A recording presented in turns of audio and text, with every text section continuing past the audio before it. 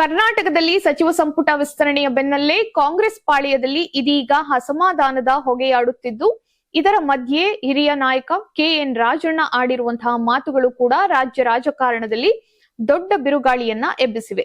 ಹೌದು, ಸಚಿವ ಸಂಪುಟ ವಿಸ್ತರಣೆ ಮತ್ತು ನಾಯಕತ್ವ ಬದಲಾವಣೆ ವಿಚಾರವಾಗಿ ಮಾತನಾಡಿರುವಂತಹ ರಾಜಣ್ಣ, ಈ ಹಿಂದೆ ಮುಖ್ಯಮಂತ್ರಿಗಳನ್ನ ಬದಲಿಸಿದ ಸಂದರ್ಭಗಳಲ್ಲಿ ಪಕ್ಷಗಳಿಗೆ ಆಗಿರುವಂತಹ ಪರಿಣಾಮ ಎಲ್ಲರಿಗೂ ಗೊತ್ತಿದೆ.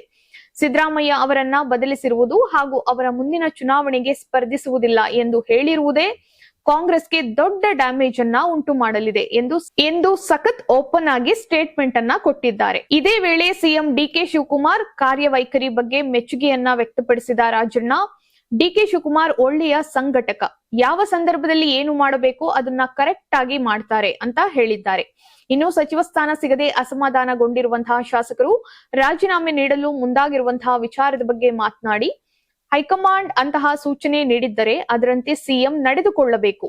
ಹೈಕಮಾಂಡ್ ತೀರ್ಮಾನವನ್ನ ಪ್ರಶ್ನಿಸಲು ನಾವ್ಯಾರು ಅಂತ ತಮ್ಮದೇ ಶೈಲಿಯಲ್ಲಿ ಪ್ರತಿಕ್ರಿಯೆಯನ್ನ ನೀಡಿದರು. ಇದರ ಬಳಿಕ ಸಂಪುಟ ವಿಸ್ತರಣೆಯಲ್ಲಿ ಜಿಲ್ಲಾವಾರು ಪ್ರಾತಿನಿಧ್ಯ ನೀಡದಿರುವುದಕ್ಕೆ ರಾಜಣ್ಣ ಮತ್ತೊಂದು ಕಡೆ ಹೆಚ್ಚು ಬೇಸರವನ್ನ ವ್ಯಕ್ತಪಡಿಸಿದ್ರು. ಕೋಲಾರ ಸೇರಿದಂತೆ ಕೆಲವು ಜಿಲ್ಲೆಗಳಿಗೆ ಸಚಿವ ಸ್ಥಾನ ಸಿಕ್ಕಿಲ್ಲ. ಇದರಿಂದ ಆಡಳಿತ ಮತ್ತು ಅಭಿವೃದ್ಧಿ ಮೇಲೆ ಪರಿಣಾಮ ಬೀರಬಹುದು. ಸಂಪುಟದಲ್ಲಿ ಎಲ್ಲರನ್ನೂ ಸಮಾಧಾನ ಪಡಿಸುವುದು ಕಷ್ಟವಾದರೂ ಜಿಲ್ಲಾವಾರು ಅಸಮತೋಲನ ಮಾಡಬಾರದಿತ್ತು ಅಂತ ಅಭಿಪ್ರಾಯವನ್ನ ಪಟ್ಟಿದ್ದಾರೆ. ಇನ್ನು ಮಾಜಿ ಸಿಎಂ ಸಿದ್ದರಾಮಯ್ಯ ಅವರು ಪ್ರಮಾಣ ವಚನಕ್ಕೆ ಗೈರಾಗಿರುವ ಬಗ್ಗೆ ಹೇಳಿದಾಗ, ಅದು ಉದ್ದೇಶ ಪೂರ್ವಕವೋ ಅಲ್ಲವೋ ನನಗೆ ಗೊತ್ತಿಲ್ಲ ಅಂತ ನುಣುಚಿಕೊಂಡ್ರು. ಕೊನೆಯದಾಗಿ ತಮಗೆ ಸಚಿವ ಸ್ಥಾನ ಸಿಗದ ವಿಚಾರದ ಬಗ್ಗೆ ಸ್ಪಷ್ಟನೆ ನೀಡಿದಂತಹ ರಾಜಣ್ಣ, ನಾನು ಮೊದಲಿನಿಂದಲೂ ಸಚಿವ ಸ್ಥಾನ ಕೇಳಿರಲಿಲ್ಲ. ಆದರೆ ಸಚಿವರ ಪಟ್ಟಿಯಲ್ಲಿ ಗೊಂದಲವಾಗಿ 3 ಬಾರಿ ಪಟ್ಟಿಯನ್ನ ತಿದ್ದುಪಡಿ ಮಾಡಲಾಗಿದೆ ಅಂತ ಮಾಧ್ಯಮದ ಮುಂದೆ ತಮ್ಮ ಅಸಮಾಧಾನವನ್ನ ಹೊರಹಾಕಿದ್ದಾರೆ.